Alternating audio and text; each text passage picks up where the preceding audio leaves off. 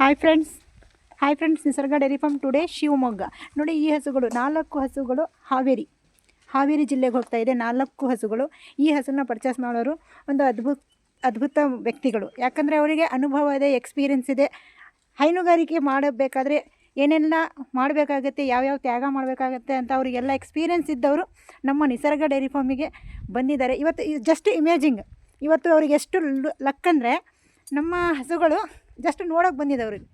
ಇಷ್ಟು ಚೆನ್ನಾಗಿದೆಯಾ ಹಸು, ಇಷ್ಟು ಚೆನ್ನಾಗಿ ಬ್ರೀಡ್ ಇದೆಯಾ ಅಂತ ನೋಡ್ಕೊಂಡು ಈ 4 ಹಸು ಇವರು ಮಿಸ್ಟರ್ ಚಂದ್ರಶೇಖರ್ ಅವರು ಎಕ್ಸ್ಪೀರಿಯನ್ಸ್ ಹೋಲ್ಡರ್. ಜೀವನ ಅಂದರೆ ಏನು, ಹಸು ಸಾಕಾಣಿಕೆ ಮೇಲೆ ಯಾವ ಥರ ನಾವು ಪಾಲಿಸಬೇಕು ಅಂತ ಸರಿಯಾಗಿ ತಿಳ್ಕೊಂಡು ಹೈನುಗಾರಿಕೆಯನ್ನು ತಗೊಂಡು ಹೋಗ್ತಾರೆ ಅವರು ವ್ಯಕ್ತಿ ಮಿಸ್ಟರ್ ಚಂದ್ರಶೇಖರ್ ಅವರು. ಚಂದ್ರಶೇಖರ್ ಅವರಿಗೆ ನಮ್ಮ ಇದನ್ನು ಯೂಟ್ಯೂಬನ್ನು ಫಾಲೋ ಮಾಡ್ತಿದ್ರಾ? ಮಾಡ್ತಾ ಇದ್ರಿ. ಏನು ಅನ್ನಿಸ್ತಾ ಇದೆ ಸರ್ ನಿಸರ್ಗ ಡೈರಿ ಫಾರ್ಮ್ಗೆ ಬಂದಿದ್ದೀರಾ?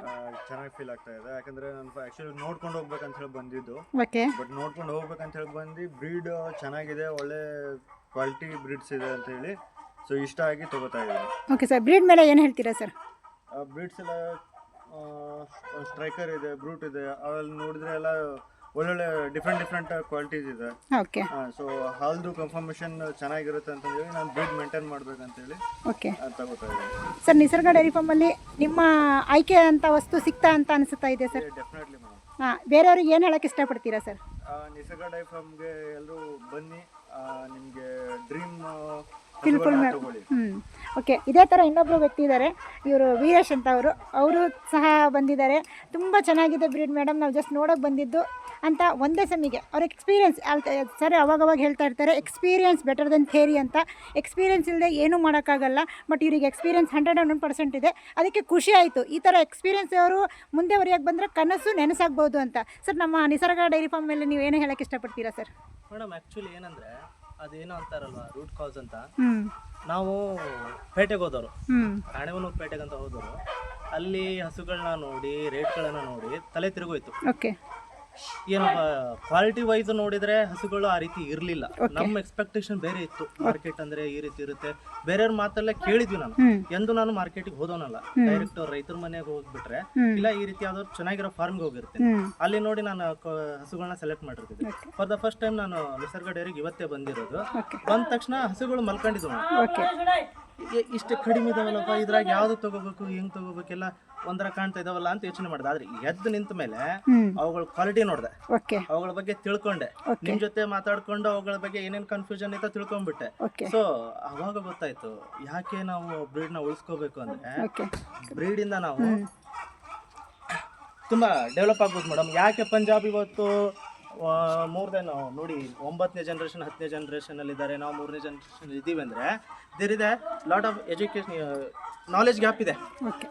ನಾಲೆಜ್ ಇಲ್ಲ ನಮಗೆ ಬ್ರೀಡ್ ಹೇಗೆ ಡೆವಲಪ್ ಮಾಡ್ಬೇಕು, ಹೇಗೆ ಉಳಿಸ್ಕೋಬೇಕಂತ. ಸೊ ಇಲ್ಲಿ ಬಂದ್ಬಿಟ್ಟು ಸ್ವಲ್ಪ ಕೆಲವೊಂದಿಷ್ಟು ಬ್ರೀಡ್ಗಳನ್ನ ಯಾವ ರೀತಿ ಮೇಂಟೈನ್ ಮಾಡ್ಬೇಕು ಅಂತ ತಾವುಗಳ ತುಂಬಾ ಅದ್ಭುತವಾಗಿ ತಿಳಿಸ್ಕೊಟ್ರಿ. ಅದಕ್ಕೆ ನಾವು ಧನ್ಯವಾದಗಳನ್ನ ಅರ್ಪಿಸ್ತಾ ಇದ್ದೇವೆ ನಿಮಗೂ ಹಾಗೂ ನಿಮ್ಮ ಸಾರ್ಗೆ, ಸರ್ ಅವ್ರಿಗೆ, ನಂತರ ಈ ಸ್ಟಾಫ್ಗೆ, ಈ ಫಾರ್ಮ್ಗೆ ಎಲ್ಲರೂ ವಿಸಿಟ್ ಮಾಡಿ. ನಿಮಗೆ ಒಳ್ಳೆ ಹಸುಗಳು ಬೇಕು ಅಂದ್ರೆ, ಯಾರು ಇನ್ನೂ ಶುರು ಮಾಡಬೇಕು ಅನ್ಕೊಂಡಿದ್ದೀರಾ, ಯಾರಿಗೆ ನಾನು ಹಸುಗಳು ಸಾಕಾಣಿಕೆ ಮಾಡಿ ತುಂಬ ನನಸು ಮಾಡ್ಕೋಬೇಕಂತ ಇದ್ದೀರಲ್ಲ, ಬನ್ನಿ ಇಲ್ಲಿ ಇವ್ರ ಜೊತೆ ಮಾತಾಡಿ.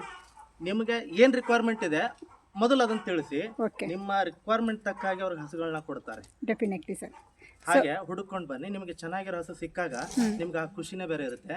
ನೀವು ಅದನ್ನ ಡೆವಲಪ್ ಮಾಡಿದಾಗ ನೀವು ಮಾಡಿದ್ದು ಸಾರ್ಥಕ ಸರ್.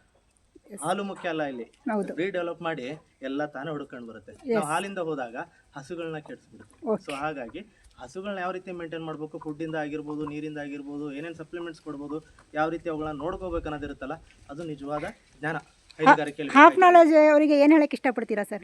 ಹಾಫ್ ನಾಲೆಜ್ ಅವರಿಗೆ ಏನು ಹೇಳಕ್ಕೆ ಇಷ್ಟಪಡ್ತೀರಾ ಸರ್? ಹಾಫ್ ನಾಲೆಜ್ ಯಾವಾಗಲೂ ಮೇಡಮ್ ಅವರು ಹೋಗ್ತಾ ಇರ್ತಾರೆ, ತೇಲ್ಕೊಂಡು ಹೋಗ್ತಾ ಇರ್ತಾರಂತೆ ನೋಡಿ.